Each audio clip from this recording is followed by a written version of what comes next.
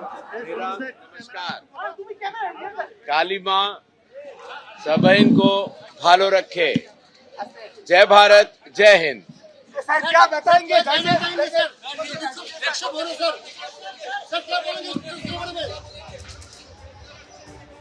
আমরা দেখলাম এই মুহূর্তে কিন্তু জ্ঞানেশ কুমার তিনি কিন্তু বেরিয়ে গেলেন এবং তিনি বেরিয়ে যাওয়ার সময় ফের বিক্ষোভ চলছে একেবারে কালীঘাট মন্দিরের বাইরে এবং তিনি কিন্তু বিক্ষোভ সম্পর্কে একটি শব্দ উচ্চারণ করলেন না।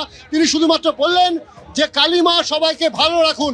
এই মুহূর্তে আমরা দেখতে পাচ্ছি যে তিনি যখন বেরোচ্ছেন তখন কিন্তু বিক্ষোভ প্রদর্শন হচ্ছে কালীঘাট মন্দিরের বাইরে, সেই গো ব্যাক স্লোগান এবং কালো পতাকা।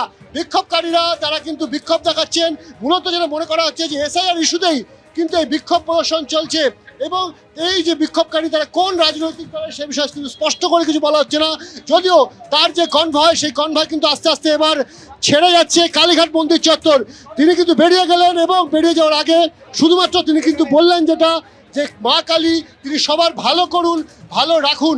এই বক্তব্য দিয়ে কিন্তু তিনি বেরোলেন। আমরা প্রশ্ন করেছিলাম যে আপনাকে কেন্দ্র করে যে বিক্ষোভ প্রদর্শন করা হচ্ছে সে বিলক্ষণ বিক্ষোভ প্রদর্শনের পরিপ্রেক্ষিতে আপনি কি বলবেন? এই মুহূর্তে আমরা দেখতে পাচ্ছি যে তার কনভয় থাকা যে গাড়ি সেই গাড়ি কিন্তু একের পর এক বেরিয়ে যাচ্ছে কালীঘাট মন্দির চত্বর ছেড়ে। যদিও বিক্ষোভ কিন্তু ক্রমাগত চলছে এই মুহূর্তে। জ্ঞানেশ কুমার এবং এই মুহূর্তে কিন্তু আমরা দেখতে পাচ্ছি যে তিনি যখন ঢুকছেন ঠিক তার উল্টো দিকে গো ব্যাক স্লোগান কালো পতাকা দেখানো হচ্ছে একেবারে এবং কালীঘাট মন্দিরের বাইরেও কিন্তু ফের কিন্তু কালো পতাকা দেখানো হচ্ছে। এবং এই মুহূর্তে যে মুখ্য নির্বাচন কমিশনার যিনি রয়েছেন জ্ঞানেশ কুমার, তার গাড়ি আমরা দেখতে পাচ্ছি জ্ঞানেশ কুমার তিনি কিন্তু এসে পৌঁছেছেন। জ্ঞানেশ কুমার এসে পৌঁছেছেন তিনি এবং তার গাড়ি একেবারে ভিআইপি এন্ট্রান্সের সামনে এসে দাঁড়িয়েছে। এই মুহূর্তে জ্ঞানেশ কুমার নামছেন। অন্যদিকে বিক্ষোভ প্রদর্শন শুরু হয়ে গিয়েছে, অর্থাৎ জ্ঞানেশ কুমার তিনি পৌঁছলেন কালীঘাট মন্দিরে এবং কালীঘাট মন্দিরে তিনি কিন্তু যখন ভেতরে প্রবেশ করবেন তার আগে আমরা দেখতে পাচ্ছি এখানে কিন্তু গো ব্যাক স্লোগান উঠেছে, বিক্ষোভ প্রদর্শন করা হচ্ছে।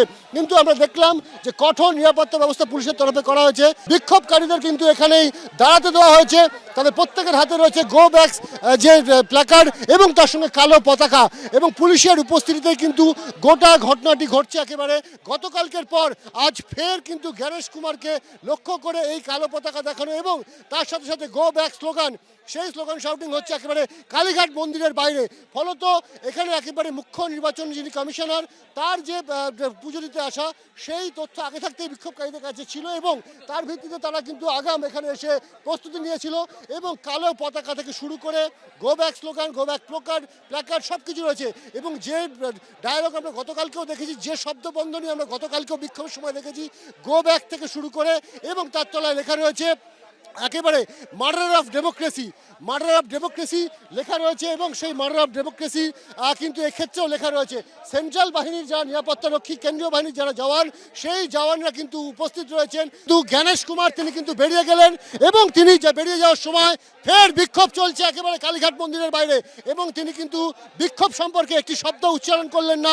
তিনি শুধুমাত্র বললেন যে কালী মা সবাইকে ভালো রাখুন। এই মুহূর্তে আমরা দেখতে পাচ্ছি যে তিনি যখন বেরোচ্ছেন তখন কিন্তু বিক্ষোভ প্রদর্শন হচ্ছে কালীঘাট মন্দিরের বাইরে, সেই গো ব্যাক স্লোগান এবং কালো পতাকা। বিক্ষোভকারীরা তারা কিন্তু বিক্ষোভ দেখাচ্ছেন, মূলত যেন মনে করা হচ্ছে যে এসআইআর ইস্যুতেই কিন্তু এই বিক্ষোভ প্রদর্শন চলছে এবং এই যে বিক্ষোভকারী তারা কোন রাজনৈতিক দলের সে বিষয়ে কিন্তু স্পষ্ট করে কিছু বলা হচ্ছে না। যদিও তার যে কনভয় সেই কনভয় কিন্তু আস্তে আস্তে এবার ছেড়ে যাচ্ছে কালীঘাট মন্দির চত্বর। তিনি কিন্তু বেরিয়ে গেলেন এবং বেরিয়ে যাওয়ার আগে শুধুমাত্র তিনি কিন্তু বললেন যেটা যে মা কালী তিনি সবার ভালো করুন। উত্তরবঙ্গে রাষ্ট্রপতির অনুষ্ঠান স্থলে স্থান পরিবর্তন নিয়ে তুঙ্গে উঠেছে রাজনৈতিক চাপানুতোর। প্রথমে সোশ্যাল মিডিয়ায়, এরপর দিল্লির অনুষ্ঠান মঞ্চ থেকে তৃণমূল সরকারকে তীব্র আক্রমণ শানিয়েছেন প্রধানমন্ত্রী। পাল্টা ছবি দেখিয়ে প্রধানমন্ত্রীকে একযোগে আক্রমণ করেছেন মমতা বন্দ্যোপাধ্যায় ও অভিষেক বন্দ্যোপাধ্যায়। রাষ্ট্রপতি হিসেবে দ্রৌপদী মুর্মু প্রথমবার এসেছিলেন উত্তরবঙ্গ সফরে নবম আন্তর্জাতিক সাঁওতাল সম্মেলনে যোগ দিতে, কিন্তু সেই অনুষ্ঠানে স্থান পরিবর্তন নিয়ে উষ্মা প্রকাশ করেন তিনি, যা নিয়ে শুরু হয়েছে তীব্র রাজনৈতিক বাদানুবাদ। यहाँ जब आई मैंने देखा यहाँ होना था तो अच्छा रहता, क्योंकि इतने बड़ा फील्ड है, पता नहीं प्रशासन का क्या हुआ। রাষ্ট্রপতির এই বক্তব্য সামনে আসার পর শনিবারই এ নিয়ে তৃণমূল সরকারকে আক্রমণ করে নরেন্দ্র মোদী লিখেছিলেন, পশ্চিমবঙ্গের তৃণমূল কংগ্রেস সরকার সত্যি সমস্ত সীমা লঙ্ঘন করেছে। রাষ্ট্রপতির প্রতি এই অসম্মানের জন্য তাদের প্রশাসনই দায়ী। আর রবিবার নারী দিবসের দিন সরাসরি এ নিয়ে তৃণমূল সরকারকে নিশানা করলেন প্রধানমন্ত্রী। संथाल आदिवासी समाज के विकास के लिए उन्होंने चिंता की है। टीएमसी सरकार ने उस कार्यक्रम को बद इंतजामी के हवाले कर दिया है। साथियों, ये राष्ट्रपति जी के अपमान के साथ साथ देश के संविधान का भी अपमान है, देश के संविधान के स्पिरिट का भी अपमान है, लोकतंत्र की महान परंपरा का भी अपमान है। পাল্টা ধর্মতলার মঞ্চ থেকে ছবি দেখিয়ে প্রধানমন্ত্রীকে নিশানা করেছেন মমতা বন্দ্যোপাধ্যায়। যারা বলছেন, বিশেষ করে মাননীয় প্রধানমন্ত্রীজি, এইটা আপনার জন্য। আপনি মাননীয় রাষ্ট্রপতি একজন মহিলা এবং ট্রাইবেল লিডার, তাকে সম্মান দেন? তাহলে বলুন কেন প্রধান রাষ্ট্রপতি দাঁড়িয়ে আছে এবং আপনি বসে আছেন? প্রত্যক্ষভাবে আপনাদের দেখিয়ে দিলাম আমরা কিন্তু আমাদের সম্মান দিই, কিন্তু এরা সম্মান দেয় না। সম্মান কারা দেয় আর কারা দিতে পারে না, এই ছবিটাই তার প্রমাণ করে দেবে। একইভাবে ছবি দেখিয়ে মথুরাপুরের সভা থেকে সরব হয়েছেন অভিষেক বন্দ্যোপাধ্যায়। এই ছবিটা দেখুন তো, কে দাঁড়িয়ে আর কে বসে, কে দাঁড়িয়ে আর কে বসে। দেশের প্রধানমন্ত্রীকে, রাষ্ট্রপতিকে আপনি দেখুন, প্রধানমন্ত্রী বসে, রাষ্ট্রপতি দাঁড়িয়ে। আমরা নাকি রাষ্ট্রপতির অপমান করছি। দিল্লিতে আন্তর্জাতিক নারী দিবসের অনুষ্ঠান মঞ্চ থেকে এদিন তৃণমূলকে হুঁশিয়ারি দিয়েছেন প্রধানমন্ত্রী। एक आदिवासी राष्ट्रपति का गौर अपमान करने वाली टीएमसी की एक गंदी राजनीति और सत्ता का अहंकार बहुत ही जल्द चूर चूर होकर रहेगा।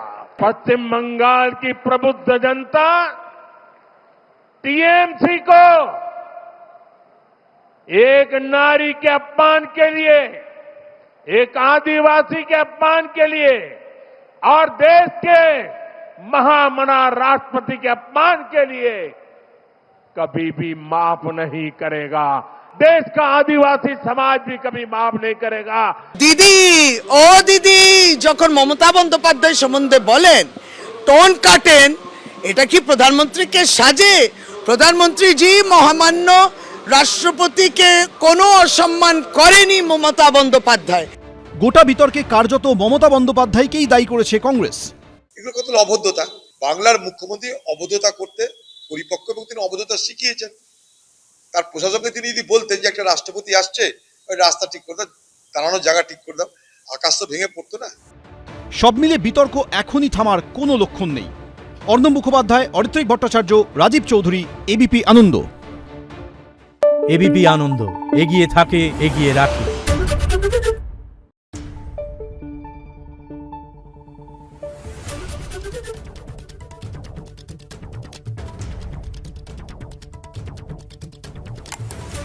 Thank you.